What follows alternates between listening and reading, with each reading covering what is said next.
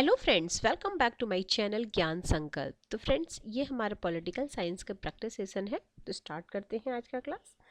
अगर आप चैनल पे पहली बार आए तो प्लीज़ चैनल को सब्सक्राइब कर लीजिएगा, और जब सब्सक्राइब कीजिएगा तो बेल आइकन को भी प्रेस कीजिएगा, ताकि जब भी मैं आगे वीडियो डालूंगी तो आपको नोटिफिकेशन मिल जाएगा। तो स्टार्ट करते हैं आज का क्लास। और इसमें आपको पॉलिटिकल साइंस के सारे सब यूनिट से क्वेश्चन मिलेंगे, जो आगामी आप किसी भी स्टेट का पीजीटी या असिस्टेंट प्रोफेसर का दे रहे हो, यूजीसी नेट दे रहे हो, तो उसमें काफ़ी आपको हेल्प करने वाला है। तो स्टार्ट करें आज का क्लास। आज के क्लास का फर्स्ट क्वेश्चन है, कौटिल्य के लिए रूप दर्शक की अवधारणा का अर्थ है। तो जो रूप दर्शक है वो किसकी है? तो ये थे सिक्कों का निरीक्षक। ठीक है, option C is the right answer. अगला है, प्लेटो ने इनके विचारों को लिया है। तो प्लेटो ने किनके विचारों को लिया है? देखिए, हेराक्लिस है, पैरामेडिस है, सुकरात है, तो उपयुक्त सारे। तो ये सबसे लिए थे, ऑप्शन डी। अगला है, किसने कहा समस्त समस्त अस्तित्व एकदम गतिशील पदार्थ है? जो समस्त अस्तित्व है एकदम गतिशील पदार्थ है। तो ये इसका राइट आंसर हो जाएगा हॉब्स। हॉब्स का विचार था कि मूल में प्रत्येक घटना एक गति के रूप में होती है। प्राकृतिक प्रक्रियाएं विभिन्न संश्लेषणों के मेल से घटित होती है। इन विश्लेषण के मूल में भी कुछ गतियां ही रहती हैं। यदि हम प्राकृतिक प्रक्रिया को समझना चाहते हैं तो हमें इन मूल गतियों को समझना चाहिए। इस तरह हॉब्स के दर्शन में सारी वस्तुओं का मूल आधार ज्यामितीय और यांत्रिकी है। ठीक है, ये याद रखना। अगला क्वेश्चन, क्वेश्चन नंबर 4। रूसो ने अकेडमी ऑफ डिजोन द्वारा वर्ष 1749 में प्रायोजित निबंध प्रतियोगिता में इस विषय पर पुरस्कार, तो उनमें किस विषय पे पुरस्कार लिया था? तो क्या विज्ञान और कला की प्रगति ने आचार को भ्रष्ट या अशुद्ध करने में योगदान दिया है? तो इसका जो राइट आंसर है वो है आपका ऑप्शन ए ही था राइट आंसर। ठीक है, आप लिख लेना उसको। देखिए, 1750 में रूसो के जीवन में एक मोड़ आया जिसने उन्हें रातों रात महान व्यक्ति बना दिया। डिजोन की अकादमी, अब किस अकादमी से हुआ था ये भी याद है। डिजोन की अकादमी ने एक निबंध प्रतियोगिता आयोजित की था जिसका विषय था, क्या विज्ञान और कला की प्रगति ने मनुष्य के नैतिक स्तर को ऊंचा उठाया या नीचा गिराया? ठीक है, तो उसी में उनको प्रथम प्राइज मिला था। अगला क्वेश्चन है, असर्सन रीजन का, प्लेटो के लिए ज्ञान न तो प्रत्यक्ष ज्ञान है न ही राय। ठीक है, क्योंकि सही मत ज्ञान है। तो इसका जो क्या है, ये वाला तो सही है उनका कथन, बट रीजन सही नहीं है। तो इसका right answer option number C हो जाएगा। अगला है क्वेश्चन नंबर 6। मार्क्स के द्वंद्वात्मक पद्धति के नियम इन्हें समाविष्ट नहीं करते। किनको समाविष्ट नहीं करते? ऑप्शन देखो, द्वंद्वात्मक देखो क्या क्या है, ऑप्शन देखते हैं।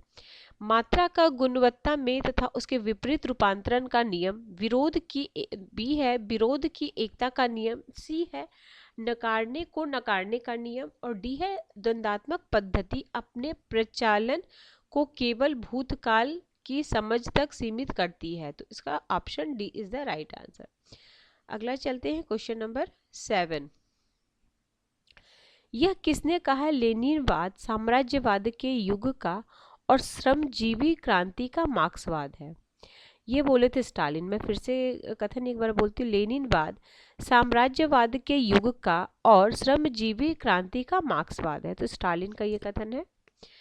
Question number 8। दक्षिण अफ्रीका के किस स्थान में गांधी जी ने पहली बार जन आंदोलन संगठित किया था? तो ये था जोहानसबर्ग।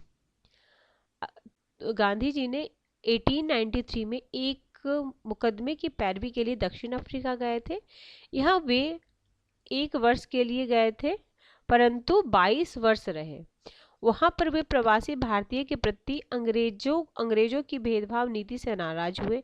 इनके विरुद्ध उन्होंने 1893 से 1914 तक अहिंसात्मक संघर्ष किया। उन्होंने दक्षिण अफ्रीका में जोहानसबर्ग में पहली बार जन विद्रोह को संगठित किया। अफ्रीका प्रवास के दौरान गांधी जी ने फिनिक्स, ये भी पूछता उनकी पहला आश्रम कौन था? फिनिक्स आश्रम कब खोला था? 1904 में। दूसरा था टॉल्स्टॉय 1910 में। वर्ष 2020 में दक्षिण अफ्रीका की सरकार फिनिक्स सेटलमेंट को राष्ट्रीय धरोहर का दर्जा दे दिया। अगला है निम्नलिखित चिंतकों में से किन्हें सामान्यतया दार्शनिक उपागम का संस्थापक माना जाता है या समझा जाता है। तो दार्शनिक में आ जाएंगे आपके प्लेटो और अरस्तु। अगला है डेविड ईस्टन के द्वारा समर्थित व्यवहारवाद के सिद्धांतों का सही क्रम बताना है। व्यवहारवाद और उत्तर व्यवहारवाद का आप सही क्रम जरूर ध्यान में रखिएगा और अपना नोट जो भी आपका नोट्स उसमें होना चाहिए, क्योंकि इससे क्वेश्चन आता ही इसको क्रम में सजाने को आ जाए या तो इनमें से कौन सा नहीं है। उत्तर व्यवहारवाद में क्या एक नया जोड़ा गया था वो पूछा जाता है, तो उससे रिलेटेड जितने भी हैं फैक्ट तो आपको पता होना चाहिए। तो इसका जो राइट आंसर हो जाएगा, ये हम क्रम में ही देख लेते क्या क्या है। आपके पास आपने नोट डाउन नहीं किया तो उसे नोट डाउन कर लीजिए। नियमन है, सत्यापन है, तकनीकी प्रयोग है, परिमाणीकरण है, मूल्य निर्धारण है, व्यवस्थाबद्धकरण है, विशुद्ध विज्ञान है और समग्रता है। और इसमें 8 थिंग्स दिए गए हैं और उसमें 7 दिए गए, ये भी ध्यान रखना। उत्तर व्यवहारवाद और दोनों के जनक दोनों के प्रणेता डेविड ईस्टन ही है। अगला है मैच द फॉलोइंग है। चार्ल्स ई मेरियम है। चार्ल्स ई मेरियम को व्यवहारवाद का बौद्धिक जनक भी कहा जाता है। अगर चार्ल्स मेरियम आए और व्यवहारवाद दिया हो और डेविड ईस्टन उसमें ना हो ऑप्शन में, तो चार्ल्स मेरियम लगा दीजिएगा। ऐसे डायरेक्टली ऐसा भी क्वेश्चन आ जाता है कि व्यवहारवाद के बौद्धिक जनक किन्हें माना जाता है। ठीक है। Heinz Eulau, Leo Strong, D Truman. तो इस ऐसे मैच द फॉलोइंग का सबसे अच्छा है कि जो आपको आता है उसको सबसे पहले आप मैच कीजिए। न्यू एस्पेक्ट ऑफ पॉलिटिक्स, तो ए में हो जाएगा आपका थर्ड। तो ए में थर्ड से आप एक ही से हो जाता, तो मैं करती हूँ ए में थर्ड हो गया। हैज यूला का है for the behaviour persuasions in politics. Leo Strong का है आपका what is political philosophy and other studies. ठीक है। और ट्रूमैन का है दी गवर्नमेंट प्रोसेस। ठीक है, आप मैच कर लेना। अगला है बेवर के आदर्श नौकरशाही की विशेषता निम्नलिखित में से कौन सी है। स्टाफ एवं लाइन है, निर्वैयक्तिकता है, पदानुक्रम है, औपचारिक संगठन है।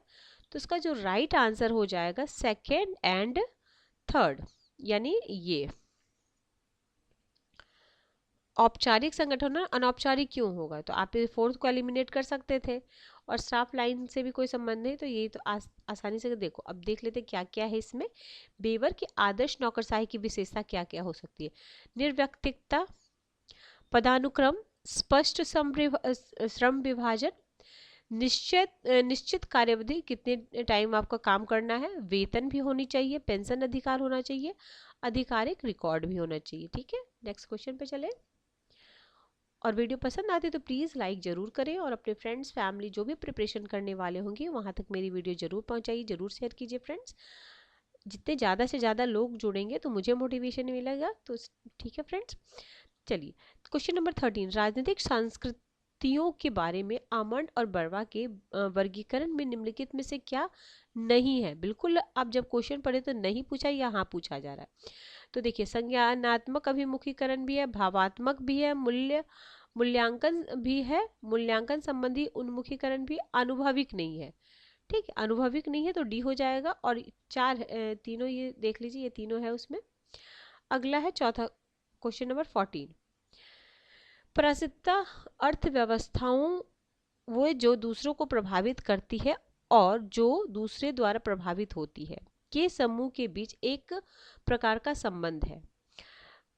कारण बोल रहा परासिकता अंतरराष्ट्रीय राजनीतिक अर्थव्यवस्था के मूल भाग परिधीय संबंध पर निर्भर करती है। तो इसका हो जाएगा दोनों सही है, क्योंकि लगा के आप कर लोगे दोनों सही है और सही उसकी व्याख्या कर रहा है। अगला क्वेश्चन है, ये आपका कोटेशन है। क्या कोटेशन है? कोटेशन है राज्य मानवीय गतिविधि है जो प्रदत्त क्षेत्र के साथ भौतिक बल के वैध उपयोग के एकाधिकार का सफलतापूर्वक दावा करता है। तो इसका जो राइट आंसर हो जाएगा ऑप्शन डी, मैक्स वेबर। ठीक है, चले आगे चले। क्वेश्चन 15 हो गया। Question number 16। 16 में तुलनात्मक राजनीति के पारस्परिक उपागमों ने किसकी उपेक्षा की है। तो ये की है अनुभविक जांच पड़ताल की। पारंपरिक की बात बोल रहा, अगर आधुनिक बोलता है तो इसमें ये आता है। तो जो परंपरागत में तो क्या पढ़ाया जाता था, सरकार का अध्ययन, संस्थाओं का, संविधान की तुलना की जाती थी। बट अनुभविक जांच पड़ताल ये है आधुनिक आधुनिक तुलनात्मक राजनीति की व्यवस्था। तो 1 2 3 है, तो क्या पूछा जा रहा, उपेक्षा की जाती थी, तो यही होगा ऑप्शन डी। देखिए क्या किया जाता था, सरकार का अध्ययन, संविधान की तुलना, प्रधानतः संकीर्ण, प्रधानतः स्थिर, संस्थाओं की तुलना, प्रधानतः वर्णनात्मक, प्रधानतः प्रबंधकीय। अनुभविक जांच आधुनिक तुलनात्मक राजनीति की विशेषता है। अब फर्स्ट पास द पोस्ट है, 2 राउंड ऑफ सिस्टम है, लिस्ट सिस्टम है और सिंगल ट्रांसफरेबल वोटिंग सिस्टम है। तो फर्स्ट पास द पोस्ट तो सबसे पहले हम इंडिया में लगा देंगे। पहले जो अधिकतम वही विजेता होगा, वो कहने का मतलब है जिसको सबसे ज़्यादा वोट आए वही जीतता है। तो इंडिया में ऐसे होता है, तो ए का फर्स्ट में ए हो जाएगा, तो आपको एक से ही हो जाता, सारा कुछ मैच ही है। अगर नहीं पता है तो आप नोट डाउन कर सकते हैं। 2 राउंड ऑफ सिस्टम है आपका मिस्र, लिस्ट सिस्टम है Brazil, single transferable vote system है आयरलैंड। ठीक है, मैच किया ही हुआ ये है। आगे चले, अगला क्वेश्चन है, instruct groups in American society, instructure interest interest group on 4 continents, anonymous empire, human nature in politics.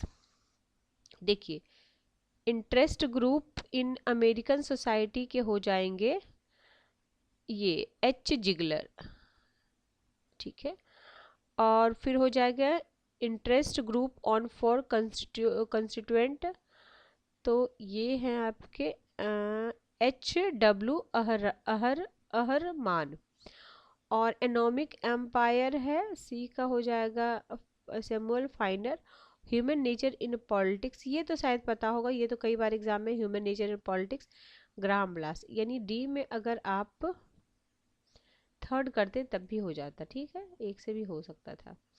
अगला, निम्नलिखित में कौन सा एक उपागम अन्य के साथ साथ लोकमत और लोगों के राजनीतिक विकल्प का अध्ययन करता है? तो व्यवहार परक उपागम, option number C is the right answer. अगला है, समरूप संस्कृतियां, अभिजात वर्ग जन संस्कृति, सब्जेक्ट राजनीतिक संस्कृति, संकीर्ण संस्कृति। तो इसका देखते हैं। देखिए समरूप हो जाएगा तो यूके होना चाहिए, ए में सेकंड होना चाहिए, समरूप यूके। हाँ, फिर है अभिजात वर्ग जन संस्कृति, ये हो गया भारत। फिर सब्जेक्ट राजनीतिक संस्कृति हो गया आपका चीन, और संकीर्ण युगांडा। तो संकीर्ण युगांडा, अभिजात वर्ग भारत और सब्जेक्ट चाइना। ठीक है, आप इसका राइट आंसर। अगला है, देखो सर्वांग समता की दृष्टि से वाइस मैन ने राजनीतिक संस्कृति को 3 विशुद्ध 3 मिश्रण रूप में विभाजित किया है। राजनीतिक संस्कृति के 3 विशुद्ध रूप क्या है? संकुचन है, जिसे पैरोकियल बोलते हैं, प्रजाभावी सब्जेक्ट, और सहभागी पार्टिसिपेंट। ठीक है, और इनके द्वारा राजनीतिक संस्कृति को 3 मिश्रित रूप भी बताया गया है, जिसमें क्या है, संकुचित प्रभा, दोनों को मिक्स करके, फिर है संकुचित प्रभा सहभागी राजनीतिक संस्कृति, और संकुचित सहभागी राजनीतिक संस्कृति। तो इस तरीके से है। अगला है, कौन किसने दिया है ये भी ध्यान रखिएगा, वाइस मैन ने। अगला है, मैक्स वेबर ने किसका संकेत करने के लिए ग्रीक शब्द करिश्मा का उपयोग किया है?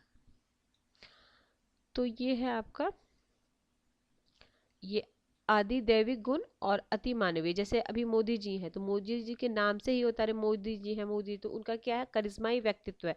जैसे जवाहरलाल नेहरू थे, तो उसमें व्यक्ति के व्यक्तित्व से ही, पार्टी से नहीं होता उनका, उनके व्यक्तित्व से ही उनकी पार्टी का पहचान होता है। ठीक है, तो अगला चलते हैं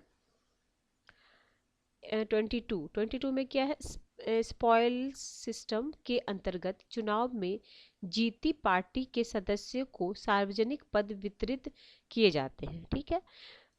फिर है सार्वजनिक पदों को विजेताओं द्वारा आनंद लेने वाले स्पॉइल समझा जाता है। तो इसका हो जाएगा, दोनों सही है और सही इसकी व्याख्या है।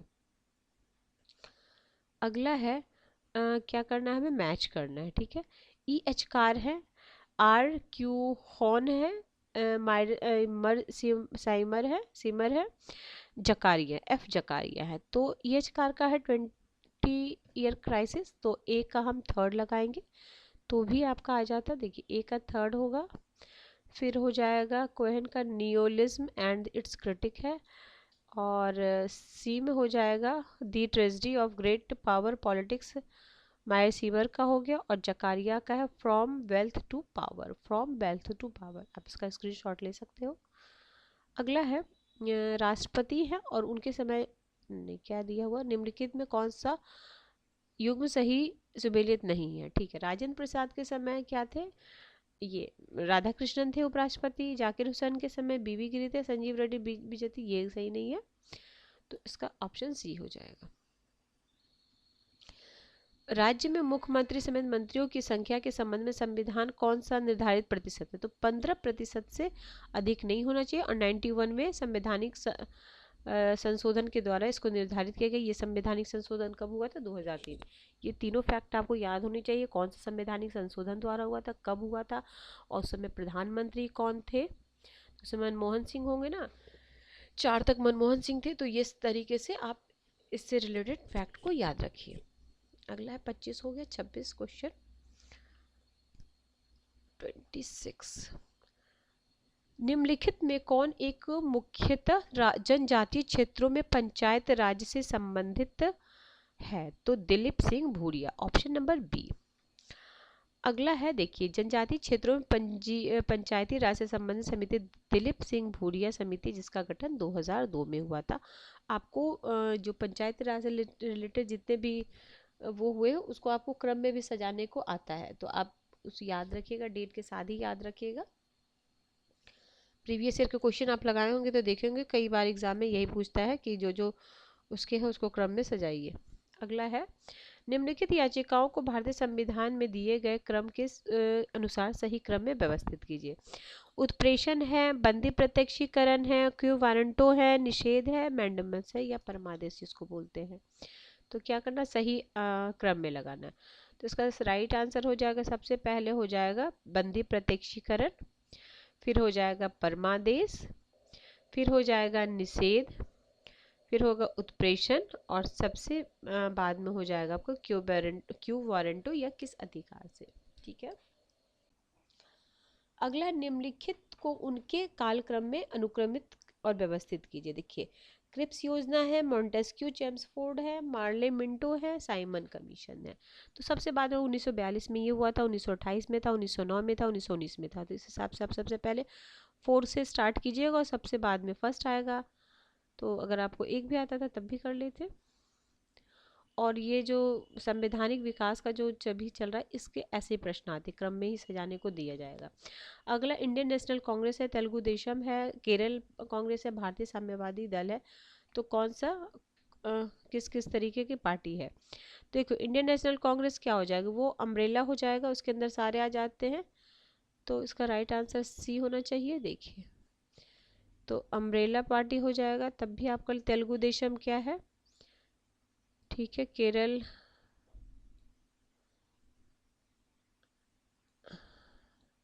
ठीक है। अगला चलते हैं, कांग्रेस द्वारा किसकी अपर्याप्त, असंतोषजनक और निराशाजनक मानकर निंदा की। अच्छा, कांग्रेस द्वारा किसको, तो ये था 1919 भी देखा जाएगा, कई जगह आपको आया था 18 में।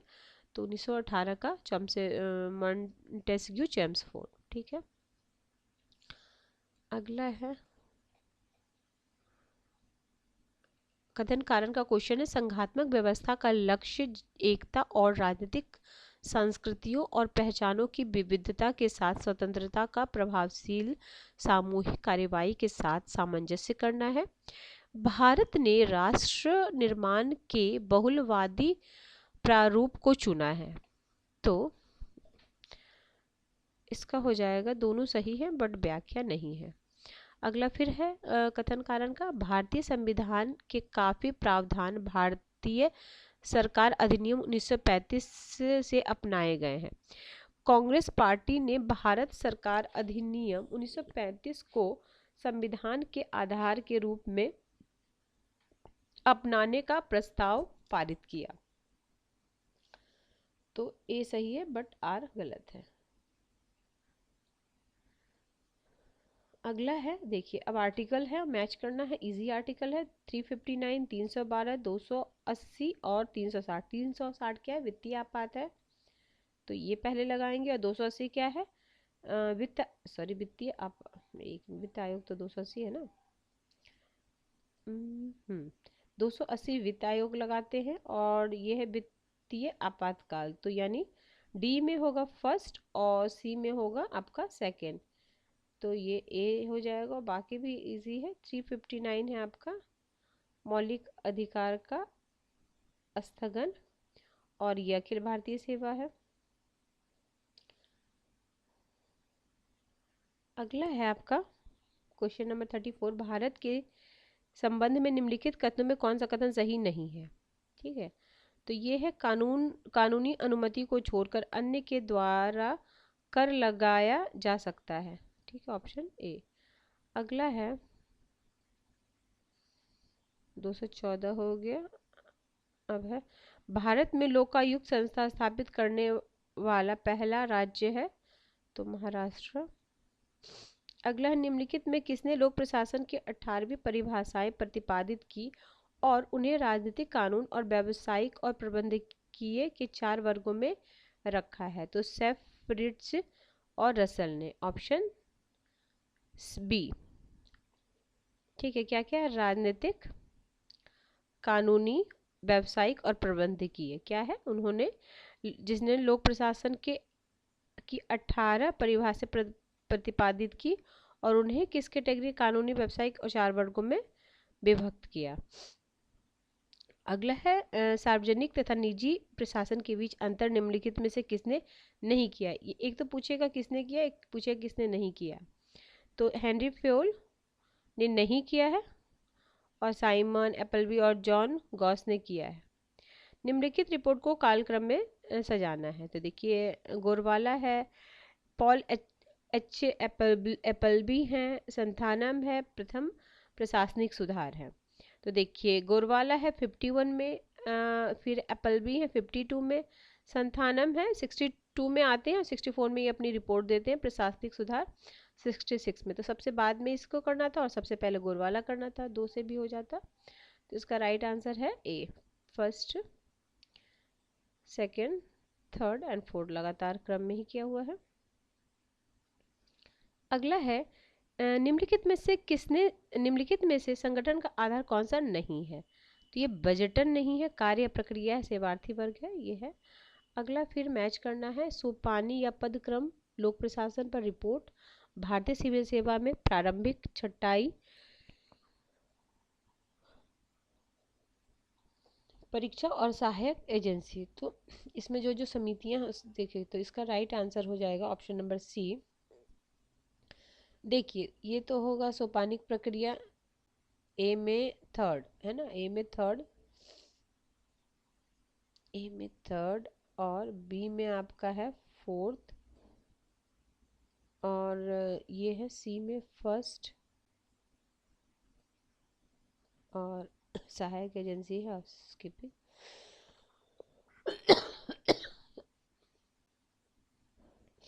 अगला है, लोक प्रशासन को अविभाज्य विचार के समर्थक कौन है। अविभाज्य, जिसको विभाजित नहीं किया जा सकता, जिसमें कोई यूजी ने इसको निरस्त किया था, इसमें तो कोई भी अप्रोप्रिएट आंसर नहीं था, इसलिए इसको। अगला है, वैश्वीकरण बहुआयामी प्रक्रिया है। ठीक है, वैश्वीकरण क्या है, बहुआयामी प्रक्रिया है, और कारण बोल रहा है आर्थिक, राजनीतिक, सामाजिक और सांस्कृतिक वैश्वीकरण इसमें समाविष्ट होता है। तो ठीक है, सही है और सही व्याख्या भी है। ठीक है, अगला है, अब जब 2 लड़ाकू योद्धा अपने चरित्र में और तुलनात्मक सामरिक लाभ के अपने क्षेत्र में अपनी विभिन्न कि उनके बीच मुकाबला एक पक्ष की योग्यता को दूसरे पक्ष को अपनी खुद की शर्तों पर लड़ने के लिए विवश करने लगता है। इस युद्ध के प्रकार का नाम क्या है? तो इसको असममिता युद्ध कहते हैं। ठीक है, ऑप्शन बी। गाजा संघर्ष 2009 रिपोर्ट में यूएन तथ्य खोजी मिशन का नाम Goldstone report, option B. अगला है, यूएन सुरक्षा परिषद किस अध्याय और अनुच्छेद के अंतर्गत अंतर्राष्ट्रीय शांति के लिए खतरा देखने पर वाद विवाद का शर्तों के अंतर्गत शांतिपूर्वक निपटारा करने के लिए सर्वप्रथम तरीके की खोज करता है? तो ये है अध्याय 6 अनुच्छेद 33। अंतर्राष्ट्रीय कानून के आधुनिक संस्थान की सही विशेषता निम्नलिखित में से कौन सी है? तो ये है, देखिए, सेकंड, थर्ड एंड फोर्थ। सहमति और कानूनी दायित्व है, फिर भाषा और औचित्य का प्रयोग है, संस्थानिक और स्वायत्तता की वार्ता है। अगला है, कोपेनहेगन 15 के रूप में प्रसिद्ध संयुक्त राष्ट्र सम्मेलन का संबंध किस मुद्दे से? तो ये जलवायु परिवर्तन से था, ऑप्शन। ये कॉप यहाँ पे होना चाहिए, कॉप 15। ठीक, कोपेनहेगन कॉप 15। और ये आपका यूजीसी नेट पे पॉलिटिकल साइंस में तो एक क्वेश्चन आता ही है, साथ ही साथ ये आपके उसमें फर्स्ट पेपर अगर यूजीसी नेट आप दे रहे हो तो उसमें, तो ये कोपेनहेगन का एक बार अभी 2 साल पहले ही इसका टाइम पूछा था कि कब ये हुआ था, तो आपको याद रखना चाहिए 2009।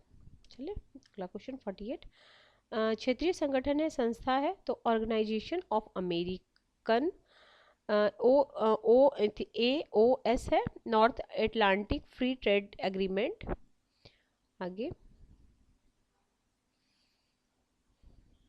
अरब मगरेब यूनियंस, फिर साउथ ईस्ट एशियन ट्रीटी। तो इसका मैच कर देते हैं, इसका मैच हो जाएगा ऑप्शन बी, सही है। देख लेते हैं, देखिए ये है 98 में OAS, फिर है नॉर्थ अटलांटिक फ्री ट्रेड है, नाफ्टा जिसको बोलते हैं, 94, फिर है अरब मगरेब यूनियन 89 है, और सीटो है आपका 1954। और 49 क्वेश्चन है, भारत दक्षिण एशिया में सकारात्मक समरूपता का अनुसरण कर रहा है, कारण बोला भारत को चीन पाकिस्तान एकजुटता द्वारा सामरिक रूप से निरोधित रखा जा रहा है। तो इसका क्या हो जाएगा? बी। दोनों सही है, और सही इसकी व्याख्या नहीं करना, दोनों तो सही बोल रहा है एक दूसरे, बट एक दूसरे की व्याख्या नहीं कर रहा है। चलिए आज के क्लास का लास्ट क्वेश्चन है, Pakistan arms procurement and military buildup 1979-99 in search of policy नामक पुस्तक के लेखक कौन है? एक बार फिर से मैं पुस्तक बोल रही हूँ, arms procurement and military buildup. तो ये इसके लेखक है ओएसा सिद्दीकी आघा। ठीक है, तो ठीक है फ्रेंड्स, हमने 50 question most important most expected किया है, आपको काफ़ी हेल्प कर रहा होगा और काफ़ी अच्छे क्वेश्चन लगे होंगे आपको। किसी भी वजह से वीडियो पसंद आ रही है तो प्लीज़ वीडियो को ज़रूर लाइक कर लें, और अपने फ्रेंड्स फैमिली जो भी प्रिपरेशन करने वाले आपके ग्रुप होंगे उनमें ज़रूर मेरी वीडियो पहुँचाइए। तो इसी तरह के कंटेंट मैं आपको प्रोवाइड करते रहूँगी। तो मिलते, अगर पूरा वीडियो देखने के लिए आपको बहुत बहुत धन्यवाद। मिलते हैं हम नेक्स्ट वीडियो में।